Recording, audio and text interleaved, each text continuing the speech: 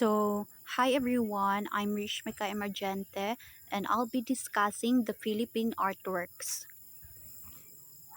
Historical paintings. Historical paintings are visual artworks that show real events from the past using artistic techniques. They help people understand history alongside text, photos, and cartoons. Ang historical painting daw kay ang mga drawing ni show art nga nagpakita sa matinod nga nahitabo sa una.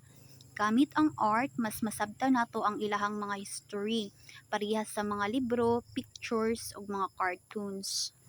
So images like drawings, photos, and cartoons are valuable in studying history.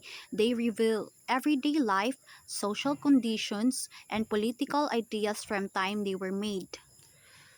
So kanang mga drawing, pictures o cartoons dako kayo ni siyang tabang sa tuang pagtuon sa history.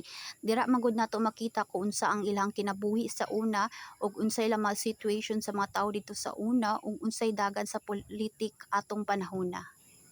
So next is history paintings. History painting was a respected art from the 15th to 19th century. It focused on big events, religious or mythical, and into teach moral lessons. So sa una daw gikan sa 15 hangtod sa 19th century kay ginarespect kaayo ang history painting nila, kasagara ani kinagpakita og mga dagkong event nga tinuod og kana ba siya religious o kuan mythical.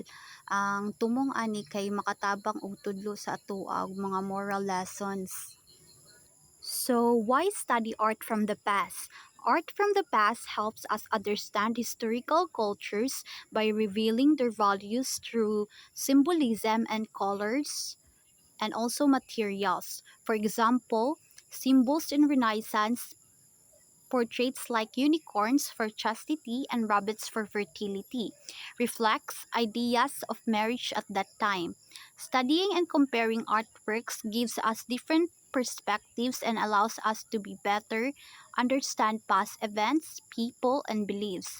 This knowledge shapes how we think, feel, and view the world. So if pagtan-aw ta sa mga sa unang mga artworks kay daghan kaayo tang mga information nga makuha dadto, pinaagi sa mga ilang simbolo, ilang color o ilang materials nga ginagamit, mas masabtan nato ang ilahang lifestyle, unsa ilang gina-value ug unsa ilang gustong mahinumduman sa ilang panahona. So these three pictures are paintings of Juan Luna and Fernando Marisolo. The first one is A Man with a Chicken, 1938, and Spolarium. And last is Tampuhan ni Juan Luna.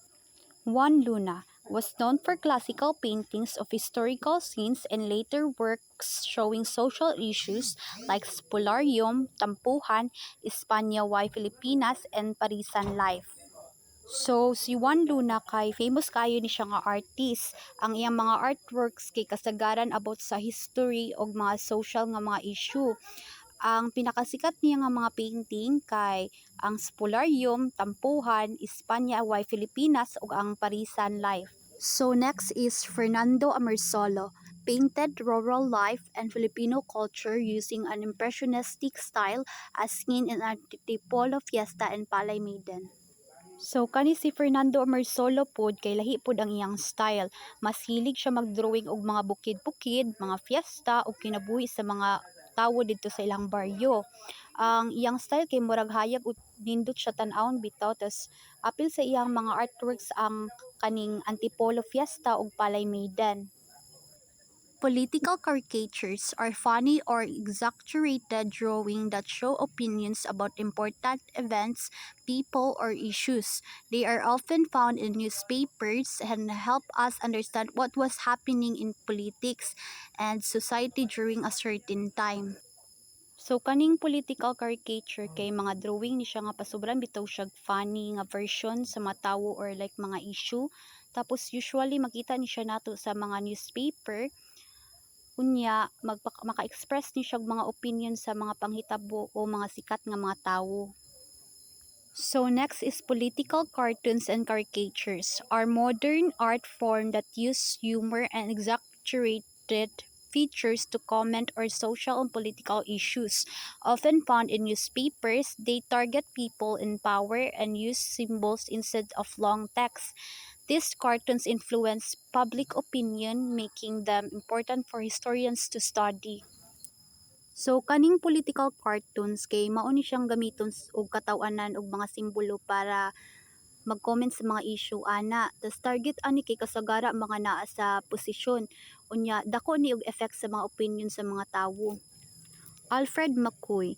In the book Philippine Cartoons, Political Caricature of American Era, 19 to 1941, Alfred McCoy and Alfredo Roses collected political cartoons from newspapers and magazines published during that time. So ingon dira sa libro nga Philippine Cartoons kay sila McCoy ug si Roses nagtigom silang mga cartoons gikan sa panahon sa mga Amerikano adtong 19 hangtod sa 1941 gikan ni sa mga newspaper ug magazine sa una. So next is satirical cartoon. Satirical cartoon, it was published on July 17, 1907 in the magazine Lipang Kalabaw depicts Dominador Gomez as a Roman soldier killing Filipino freedom fighters like Macario Sakay. The cartoon portrays Gomez as a traitor, blaming him for betraying Sakay and collaborating with the Americans. It suggests that Gomez played a role in the rebels' arrest and execution despite prior promises of safety. So katong picture nga gipakita kaganiha, katong cartoon kay gipublish ni adtong July 17, 1907.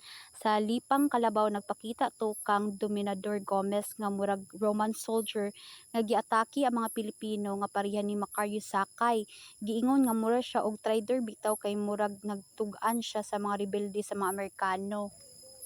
The cartoons shows unfair treatment of Filipino workers compared to Americans and question the slow progress of giving Filipinos government jobs. One cartoon shows Filipinos demanding real action from Roosevelt. Another shows Uncle Sam fairly judging between U.S. newspapers and millions of Filipinos wanting independence. The first picture shows the Visayan Pintados, the second one is Negrilos, and the third is Naturales Tagalos.